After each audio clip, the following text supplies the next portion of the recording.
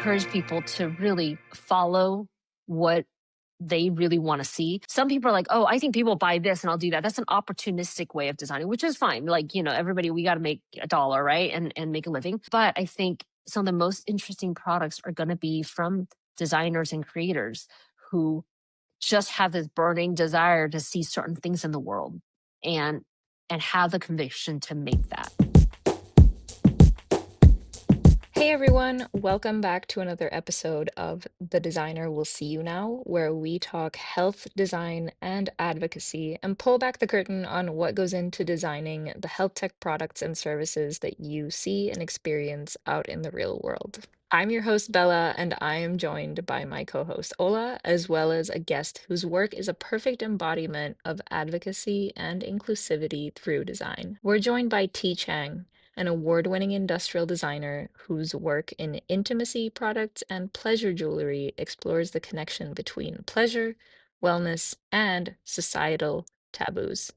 She is the co-founder and chief design officer at Crave, which boasts among its line the Vesper, a vibrator necklace often seen on A-list celebrities that inspires sensual empowerment and provoke cultural conversations. As a design leader with 23 years of experience in the industry, T emphasizes the importance of improving inclusivity in the product design space. Today, we're excited to speak with her about designing and testing intimacy products, combining activism with her design process, and what surprises she's come across working in the field of pleasure. In the spirit of avoiding terms that are way too technical or design jargony, we just want to point out that there are a couple of definitions that we've included in the show notes below. Let's get into it. Let's get started. Hey, welcome. And can you start us off with your background a little? Like, tell us a bit about yourself. Yeah, so my background, I'm an industrial designer, classically trained industrial designer. I went to undergrad at Georgia Tech and I got my master's at the Royal College of Art in London. I have been working as purely industrial designer for a while before venturing out to design my own products that eventually became a company. And eventually, I guess now after 17 years, we kind of have a brand. We make high-end pleasure products. So about 17 years ago, after working for a bunch of companies, like I was designing the typical, consumer product company, consumer products like hairbrushes, bicycles, furniture. I did some exhibition work and like various other things. I decided to work on a product that I think was sorely needed, which lands in the area of women's products because in industrial design there are so few female industrial designers. A lot of WIP products for women are typically under design, overlooked, underserved, and so my focus became like very much on that. And the idea of designing pleasure products such as vibrators uh, came about when I was looking for a product for myself. And I saw, I went to typical shops that most people would. I was in Boston at the time, and it was a typical seedy shop on the corner with like bachelorette party favors, like the penis straws. And also you have like hookah things and like various types of paraphernalia in the back and some weird guy. Anyway, but I looked at the products. I was like, looking for a nice vibrator, and he really didn't have any good suggestions. And I went online to try to find something better. Again, I couldn't find anything. And this is when I was like, well, maybe I could have a go at this. I also love that you put us in like the corners somewhere in Boston and painted that picture for us. No, that's the experience of a lot of people. When you live, I mean, that's like the best case scenario if you lived in a small town. Some places don't even have a shop where you can buy pleasure products. So yeah. And can you just mention the name of the brand is? The product name is Vesper. The company is Crave, Crave, Crave. Yeah. Can you shine a light on how your thought process was with branding or using those names or coming up with both the product name but also the brand name? So I actually didn't come with the name Crave. So what happened was in 2008, I started my own company called Incognito, which focused on what now became known as pleasure jewelry, but they were accessories, fashion accessories with a fun function. Uh, so it was like this dual use sort of product that was more decorative, but at the same time, it was functional. And I started that company myself. So I bootstrapped it. And 2 years later, I sold that to Crave. So Crave and the founder became my co-founder. So I came on board as head of design and co-founder in 2010. And he already came up with the name. I think he was inspired by a conference that he went to. I believe it might have been hosted by IDEO. And the idea was that objects and things that you have in your life should be things that you crave. It should be desirable. It should fit into your life. And so that's kind of where the name started. Yeah. And, I joined on board and since then, I've designed all of Crave's products since then because they didn't have any products at the time. And you kind of touched on my next question, which is like, do you have your own design philosophy, would you say? I would say I'm probably still working on it. I mean, I'm only 45, so I have a lot, left to live, hopefully. But with at least what I try to do with Crave and with pleasure products, at least my perspective and my own point of view on that is that it should be beautiful and it should feel respectful. I think that is what is sorely lacking in a lot of the products that we see today, is that much of it is purely functional, and the beauty and the aesthetics, the emotional connection that we have to objects and material is very much lost. And so you end up with these things that are borderline juvenile and just novelty items. And much of it historically has not been designed to embrace a woman's point of view. It is very much men designing what they think women want. And so, for better or worse, that's what the industry has been. And I think there's a lot of room for new perspectives and new objects. I love the intentionality behind that, even as you were mentioning like the name Crave and talking about, the products that you use day to day being something that you actually want in your life.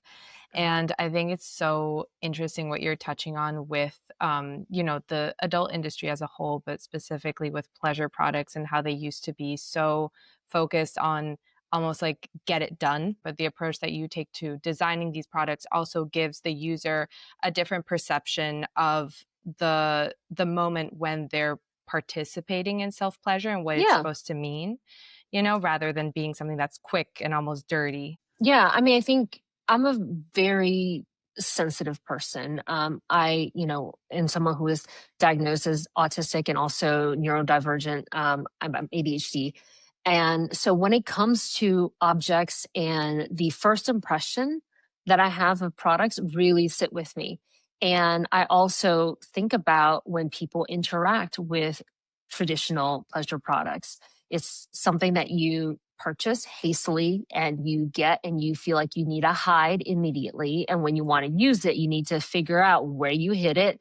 Is the battery dead? Has it corroded? And then, and that experience is just hideous. Like, can you imagine if you wanted to make a cup of tea, you had to go find a kettle somewhere? And so all of that, yeah, it's ridiculous. And so I think all of that makes you feel as if something that you're doing is inappropriate or not okay. And I think that is part of the stigma I wanted to change, because you're naturally tapping into something that is a birthright, as part of all the all the goodness that you can feel with your own body, and just done with elevated products. Um, when I say elevated products, it's about having products that inspire you, that makes you feel good in some sort of way. And so when I came up with the concept of pleasure jewelry, I was really keen on this idea of confidence and empowerment. And and I liken it to often when we put on like a beautiful piece of jewelry, when we wear a brand new jacket, you feel kind of a different way. You feel like you have this extra step in your extra bounce in your steps, excuse me.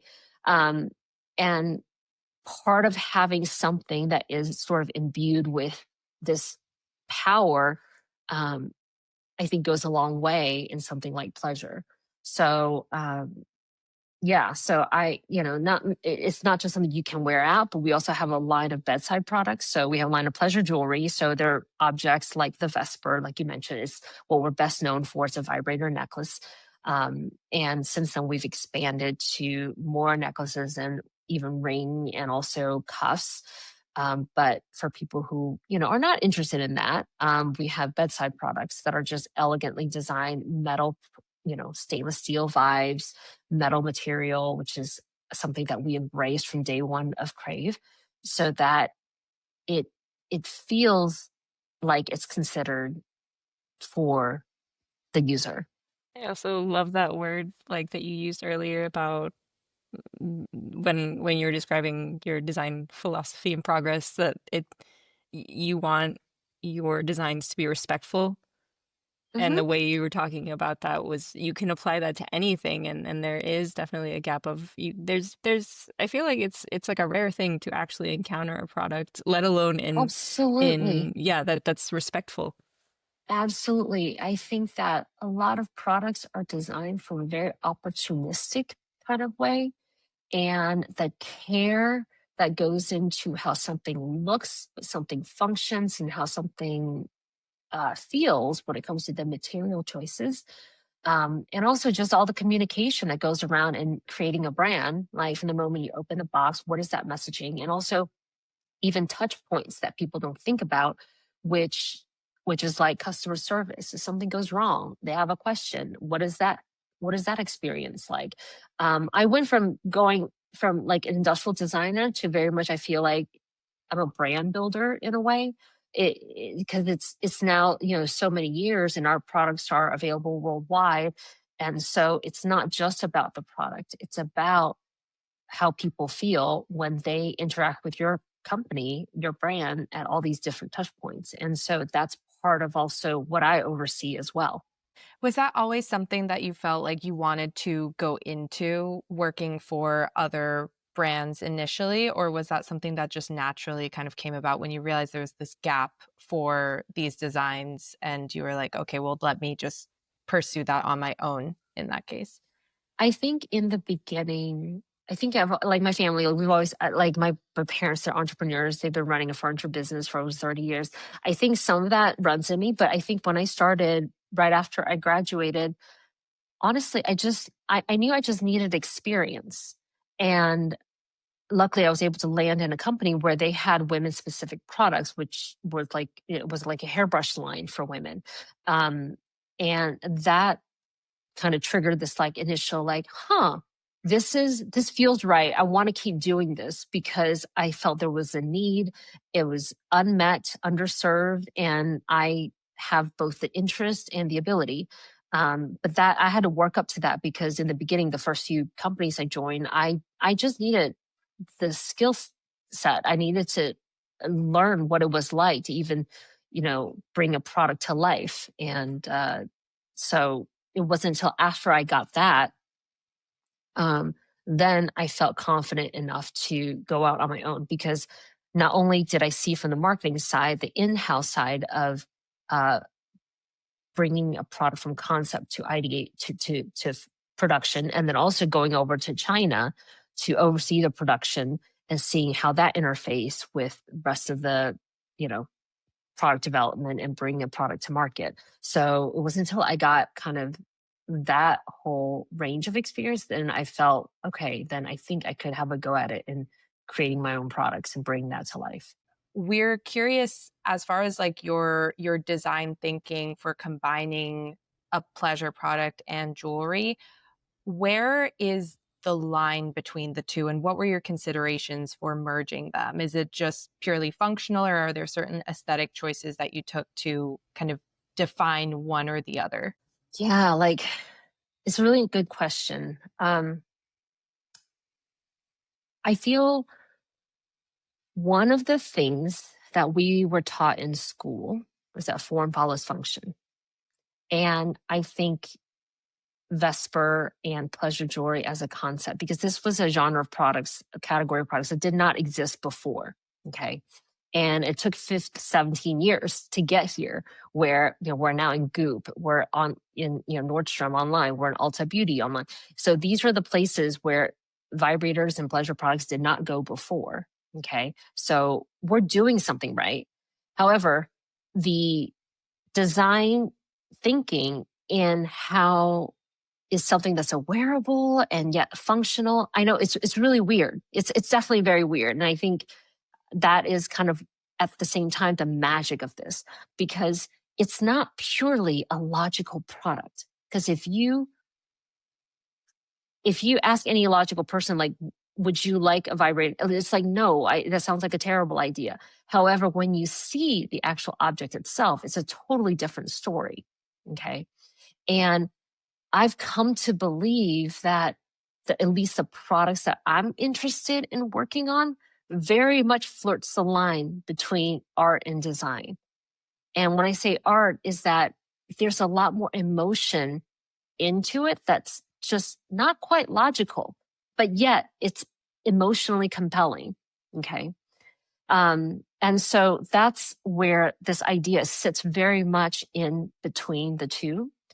And when it comes to it, the actual development of it, like, yes, pleasure jewelry came from this artful take on pleasure products. However, when the concept actually hits the pavement, which means this needs to be designed for people, it goes through the same process as the rigors of any other industrially designed product, any other consumer product. Like, we make concepts, we make these prototypes, we make multiple of them, we send them out for testing, we get user feedback, we rinse and we repeat. This is how it goes long before it goes, to design for manufacturing.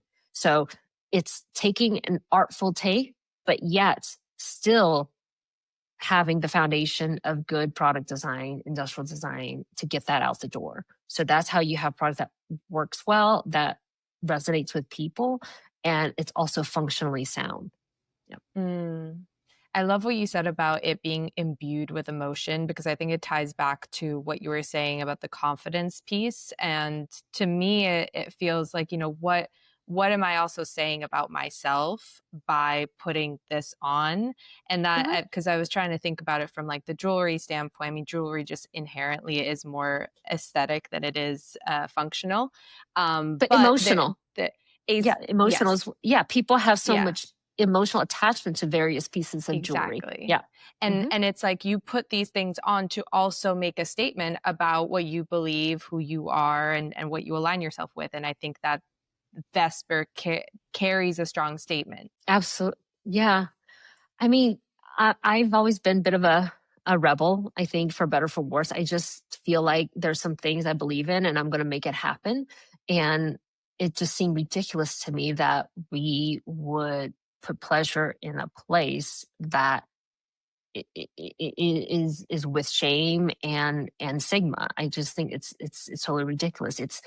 Pleasure is agnostic of religion, and I think there's a lot of religious overtone that make people feel that pleasure is not for them. And I think that pleasure is just a birthright. And so, I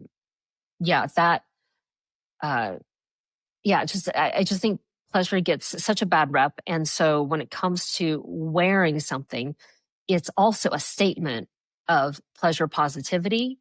It's a conversation starter, which people don't quite, I think, understand until they actually have worn one, because then when they go out in public and they can choose who they share that with, and that opens up this Pandora's box of conversation that you normally would not have had without this object.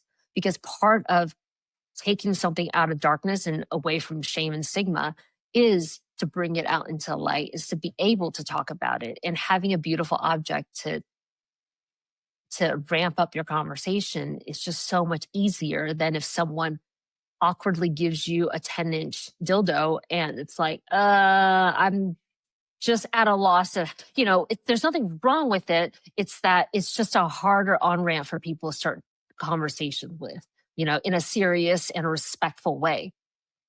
Because I think oftentimes that's one of the pitfalls of having novelty items is that it looks so juvenile and silly that it becomes a joke. It becomes this which, and I'm not saying it can't be fun, but it's great to, I think, for my opinion, like my take is that creating an object where it's much easier to have a respectful conversation about pleasure. Because it's so critically acclaimed, I think this is one of your bigger like breakout products, and correct me if I'm wrong.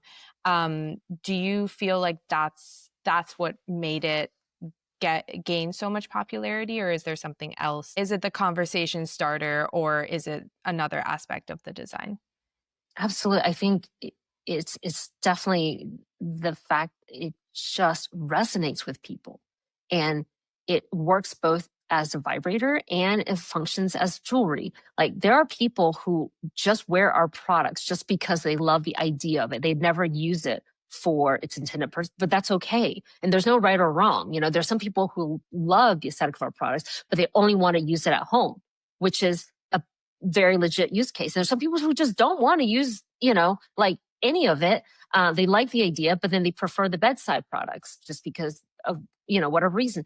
And so I think that the fact that it's the only pleasure product that you can wear out and elegantly and have a respectful conversation around, and that you can be as discreet or as loud as you want it to be. Like we have people that layer multiple pleasure jewelry pieces, and our cuffs and all of that.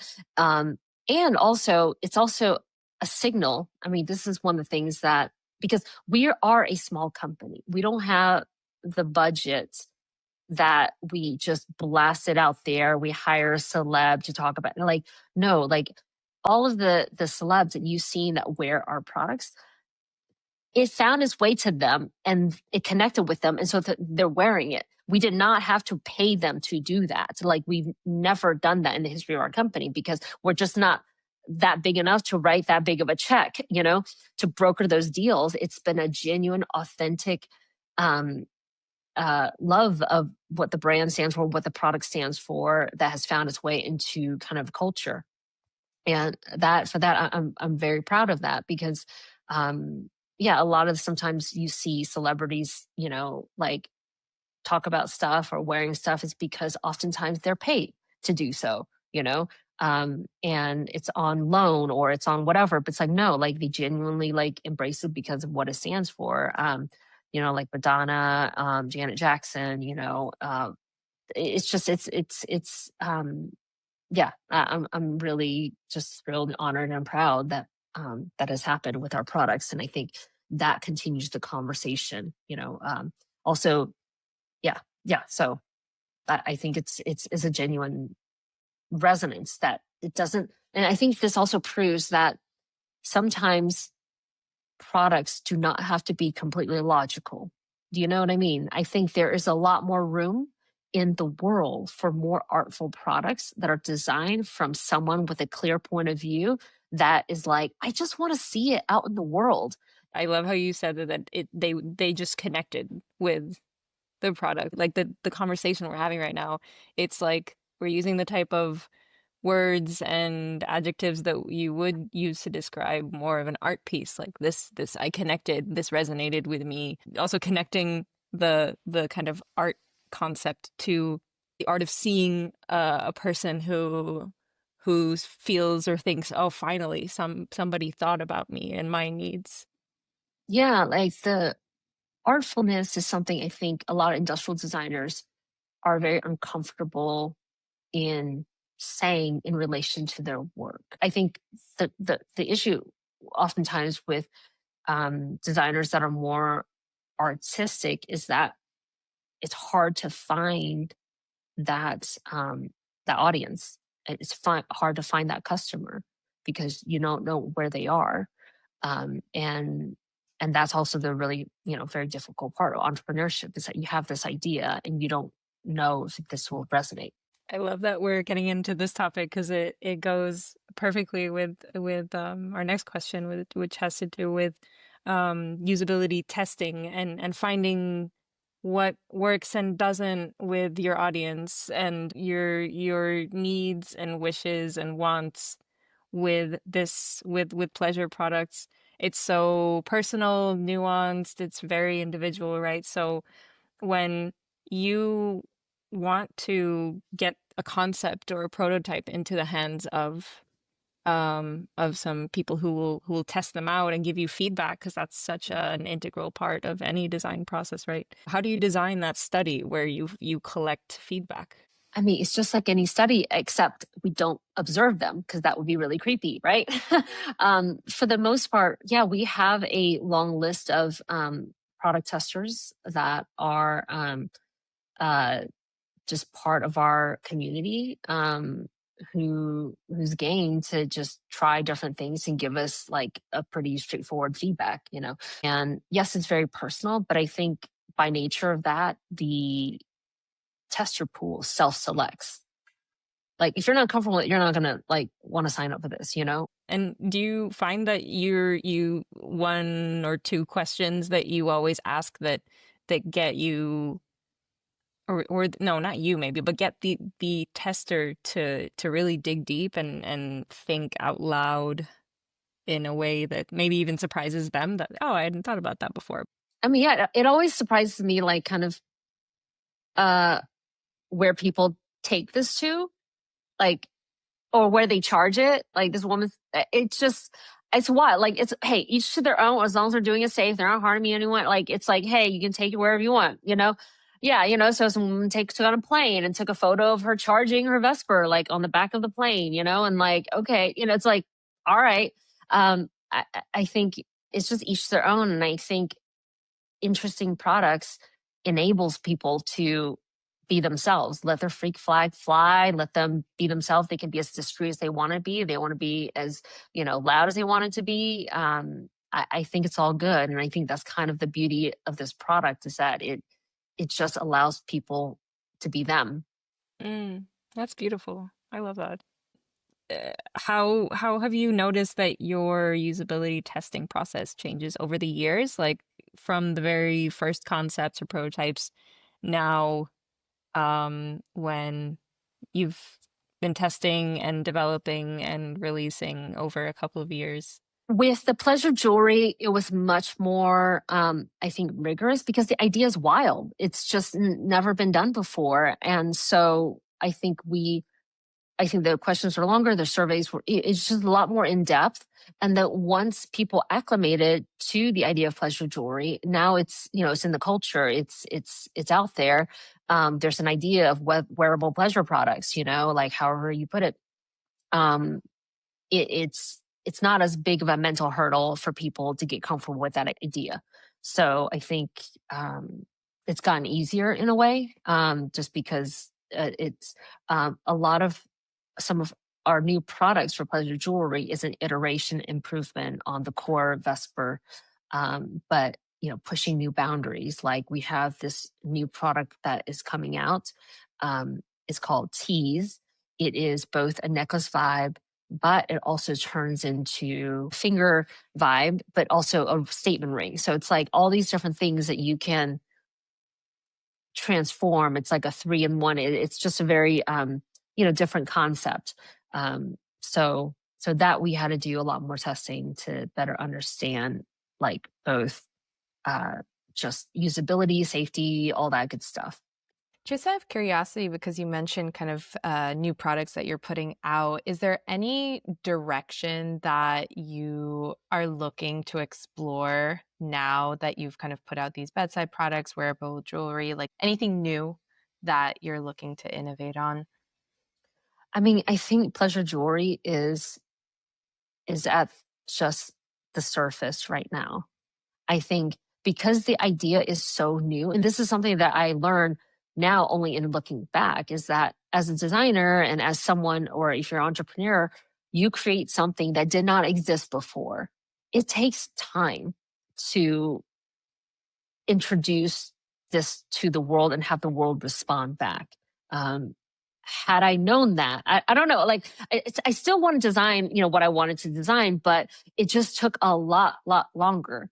That's the thing. Like it's like had I just designed a nicer looking vibrator, I think that probably would have gotten us into a lot more stores much more quickly or whatever, but then like with this avant-garde idea of wearing your pleasure and making a statement and all that stuff, it took a bit of time. It took a lot of time for people to wrap their head around, and once they saw kind of the celebs like catching on, and then like more and more people just like normalizing it, and also people wearing it into places where they can kind of find their people.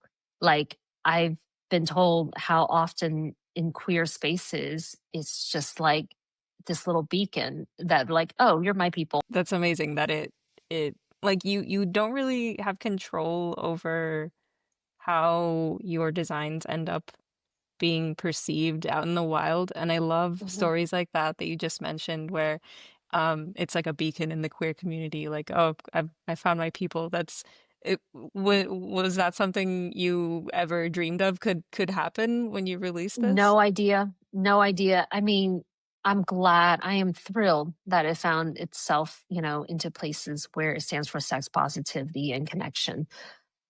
I think one of my most surprising discoveries was that men are now jumping on it because they've learned that if they wear it out, women will clock it and they get it. And they're like, oh, you care about my pleasure.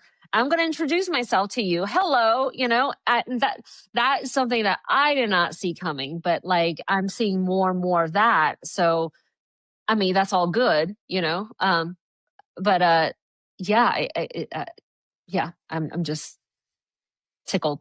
I wanted to circle back to something that you mentioned at the very beginning, when you were talking about the fact that in the pleasure space, a lot of products are designed by men, and the experience of being a woman in the industrial design space as a whole. And I was just curious if you could give us a little bit of background on what that's been like, and maybe how the industry has changed from when you started to now. I wish I had better news for y'all, but like apparently from the time I started to the time like 20 years ago where some of my mentors like started, like we're still often the only female in the room. Like that's just the way it is. I think since COVID, the Me Too movement, and a lot more diversity initiatives, I think more design companies are trying, absolutely trying, to bring in more women, and I think that's great. And I think they're trying not just women, but just much more diverse um, cross section of people, because as you all know, like you lose out on what you don't know, and so yeah, I don't think much has changed. Oftentimes, as a female industrial designer, you're still going to find yourself a minority in the space. And if you do even find yourself in the role, there's just a lot that you un- unintentionally you just signed up for. Is like you're the only one. So you have to speak louder. You have to feel like you have to be a little more assertive. You just have to be able to let a lot of things roll off your back, just because sometimes, a bunch of guys in the room will just act the fool, and some of it doesn't mean that they're bad people. It's that they don't know the dynamic that it creates for sometimes the only woman in the room. Um, so that is unfortunately kind of what it is. However, if you are able to roll with it and make it through at least 5 years of that and get enough experience, not just in house, but maybe even manufacturing, if that interests you, I think it's important for a designer to kind of, be in sort of a space and be able to be exposed to a bunch of different things, and you find what you're most interested in and move towards that. then you can, after 5 years, I think, after a certain number of years, after you've gained enough experience, then you are actually putting yourself in a very desirable position because there's so few women. You will be highly sought after. That's kind of the thing, is that I tell them, like, just hang in there, because soon enough you will find yourself to have pick of jobs because there's so few of you versus a bunch of dudes, that are all vying and competing for the same job. Whereas you bring a differentiator clearly, with your gender, but also a different perspective. 100%. Your superpower. Yeah, I originally did my degree in engineering, and I was the only girl in my entire grade. And then going on to do some engineering work before I moved into design, I was consistently also like the only girl in the room, and it was very challenging. And it didn't necessarily impact my choice to go into design. That was just a personal preference. But as I started to work in teams that had a greater mix of, women working on the team, a greater diversity of people just in general, I felt this like weight off my shoulders. And to your point, it's like, there is a payoff, but there's also a burden there that you carry as a woman working in those spaces. And I was curious, did that impact, you think, at all your choice to go into designing women's products, or was that kind of independent of your experiences? I think I have just been a feminist for as long as I can remember, live and breathe. I grew up in the 90s with, like, my idols were like TLC, Salt and Pepper, and, like, these women, they like knew their worth and they talked about it. And I think that also I was raised in a household. It's just, sex was treated as not as like a sin. It was treated very as matter of factly. And so anyway, I've always just been sensitive to the plight of women, from a very early age, from as long as I can remember. That was the only thing I think maybe this is where my special interest lies. It's just always been the way I view the world, is that I knew women were not treated well because we live in a patriarchy, and things are just so much harder for women. I mean, the fucking world is not designed for women. I mean, like, I can't reach half the stuff, like, in my house. Yeah. So it's like, I mean, I kid, but at the same time, it's just that there are so many things that are just not made for women because we weren't in the room and we were not considered. And most women were thought of as little men, when it comes to ergonomics and human factors. And that's clearly not the case. And the deepest and the most troubling of that is, like, in medicine. That is, it is not just, yeah, it's just not in objects, but it's also in the medical world. So yeah, like, yeah, I go off on a tangent, but it's just who I've always been. Yeah. No, it's great. It's an important tangent. It's good to mention that. I think we all have like stories like that where it made me think of when I had this like coffee table book that was like the 100 greatest designs. And I was so excited because I recognized a lot of the designs and the designers in it. And then I went through it uh once, looked at the products only, and then again and focused more on like this little blurb about each designer and realized that, oh my God, there's like two women in these like top 100 Mhm. products. Like that is insane. That was such a mind-blowing moment for me. So yeah, it's crazy. But I think it's such an important topic that you touch on too, T, because it it really shows like the power of a designer. Like how if you decide to dedicate yourself to a real world problem on a systemic level, on all these different levels, you can really do some cool stuff and make a difference in that way. I try both in my work, but also outside of work, the activism I've done, in bringing women in industrial design, partnering up with IDSA, and trying on a systemic level, community level. And now, I'm not so much doing that, but, I'm still doing that with my work. And I, try to mentor and help wherever I can to be the biggest cheerleaders of people who are thinking about creating products that are maybe perhaps not that logical, but it resonates with them deeply. If it fits naturally in your interest and you have the skill set and you happen to get paid doing it, that's fucking awesome. Like, like I'm so grateful that I'm able to do this and continue to do this for this long. And I will keep doing this for as long as I can. Also, I just want to add that, in the books that you've read, I think this is happening across not just in design, but across, literature, many aspects of history where so many women that were not even recognized, are now being rediscovered, because only certain people get to write history, and now that's changing. So, there's a part of me that really wants to do a book on just impactful female designers and thinkers, eventually. So hopefully I'll get a chance to do that before I die. Sounds like an awesome book. I'm already psyched for it. You could get that book, Bella, just to balance out the other one. Tossing my other book and being like, I don't need this.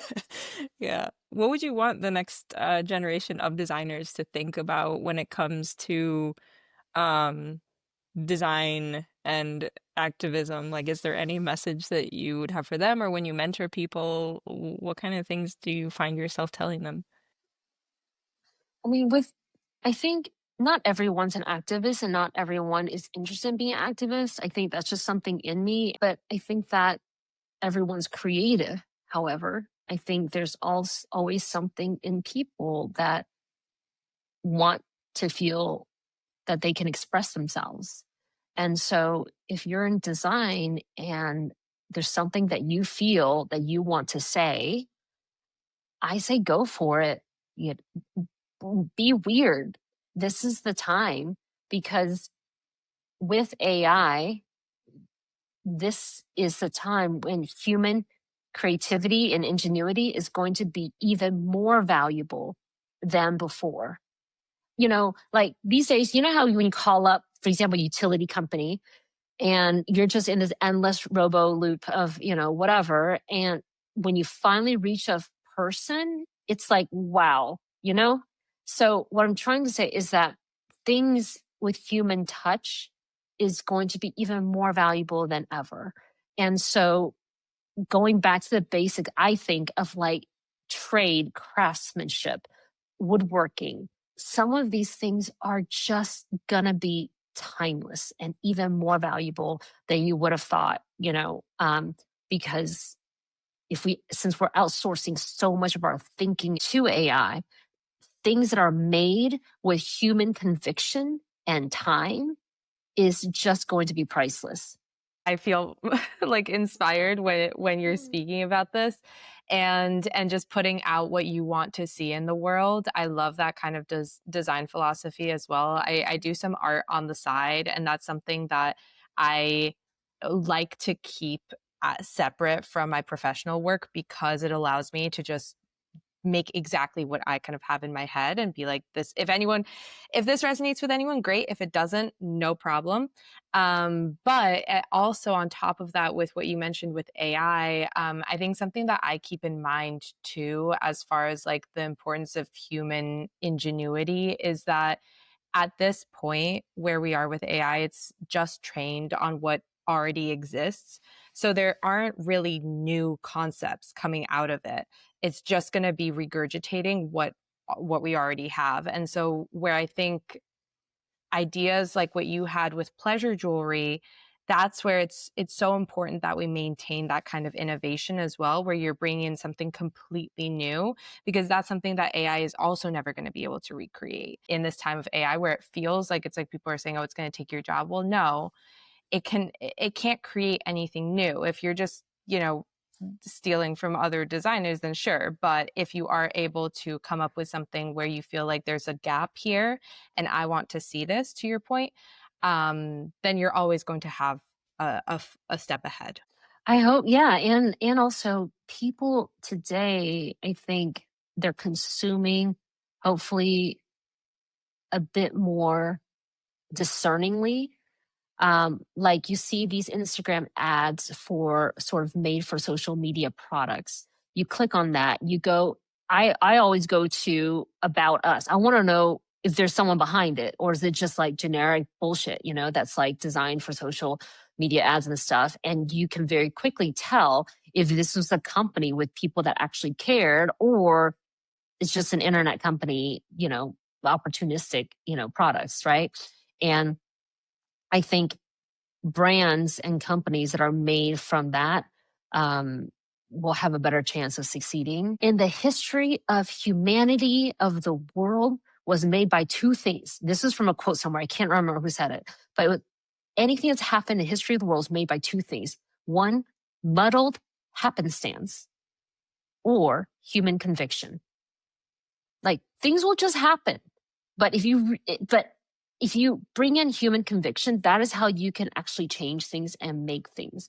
And so AI can give you a bunch of ideas, but that conviction to make something has to be emotionally resonant with you for you to feel like, I'm going to make this happen. I'm going to build a company. I'm going to build a team. I'm going to raise money. Like I'm going to, spend time in a factory. Like all of that takes so much effort. And if you don't have that conviction, it's like, it's not going to get made. So AI will just like, that AI slop is already happening, it's already happening. And so the, the ingenuity of people creating something that speaks to them is just going to be, I think, where more weird things and beautiful and amazing things are going to happen in art and design.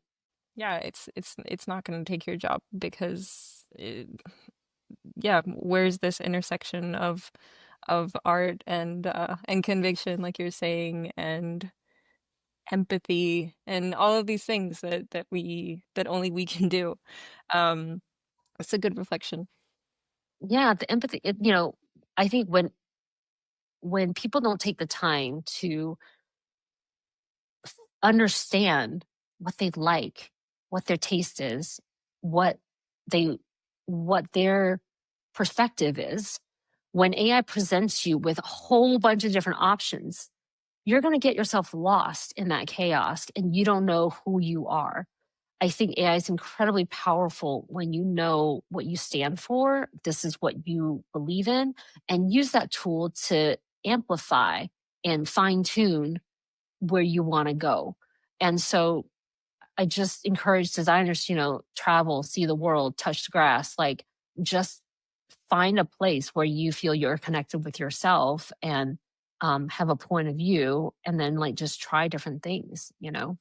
So yeah, we're living in a really pivotal time.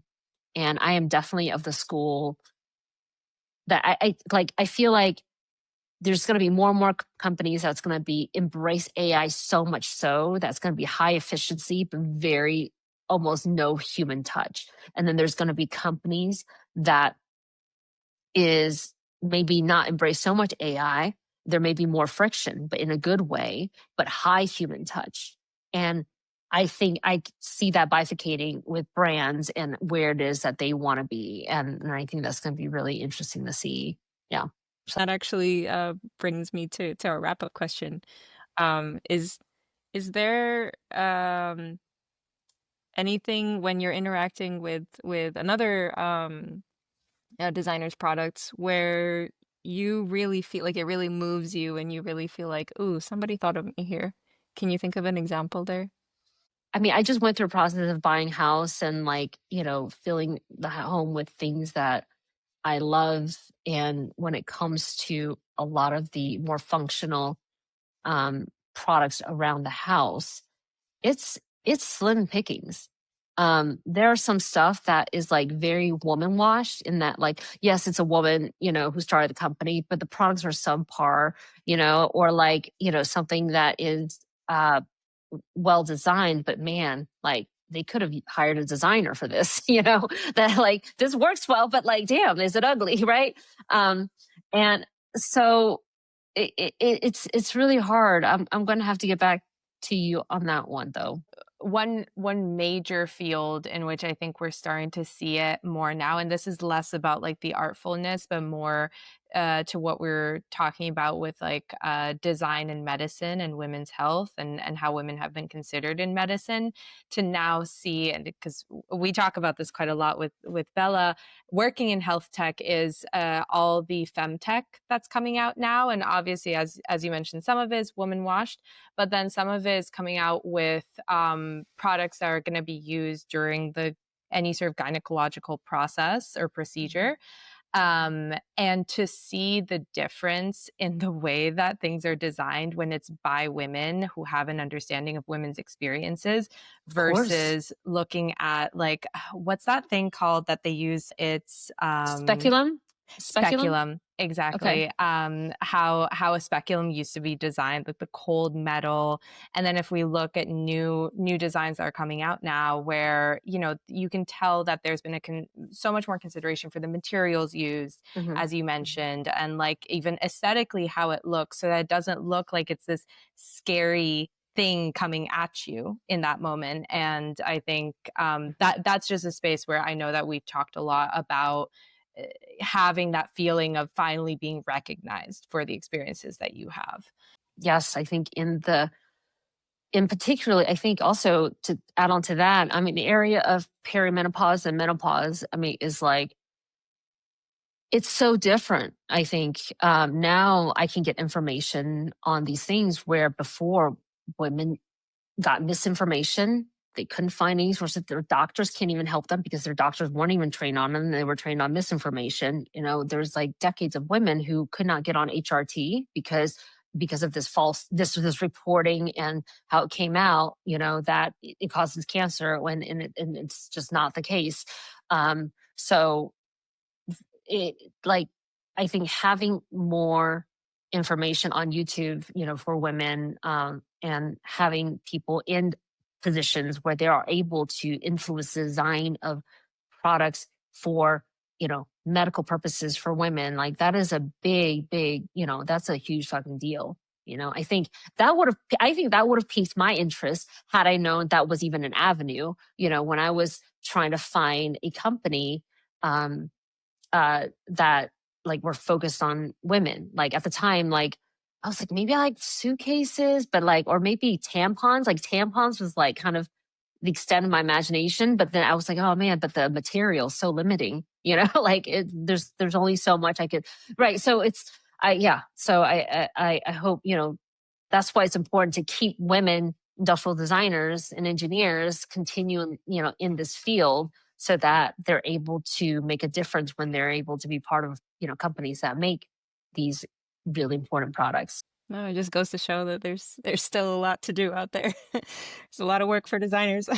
So much. Now that you mentioned period products, I was like, that's a great point. I haven't, besides period underwear, I haven't really seen much innovation in the space. I mean, since I started using them. So, yeah. Yeah, I am honestly hard pressed to feel like, I think I'm just delighted when something actually works. Yeah, you know what I mean? the bar is It's just low. like, right. It's just like, oh, okay, this works. Okay, this'll do. Like it's almost a all right. surprise.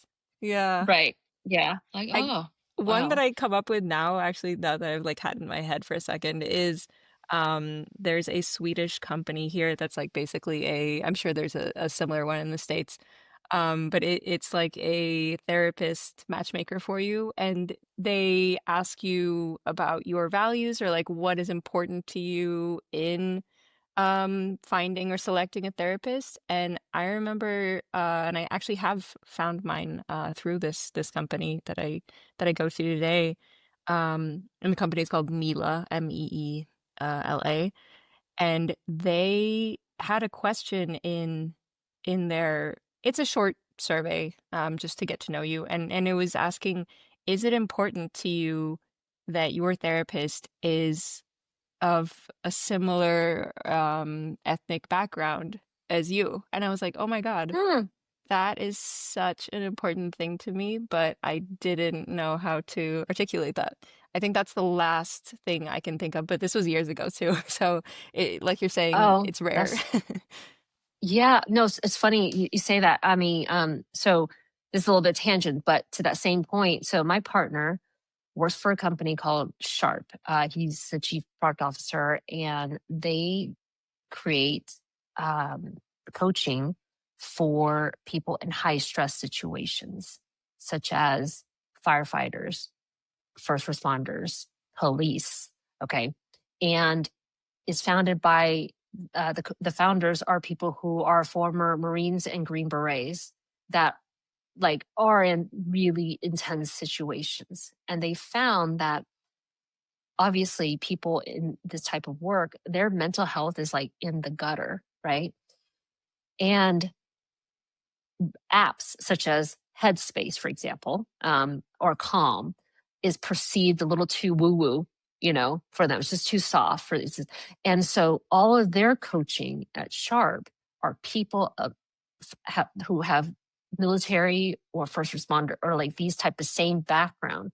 And that has made a huge difference in the retention and just overall helping their mental health. So I think that's something, it seems so obvious, but definitely they should do more of that, when it comes to therapy.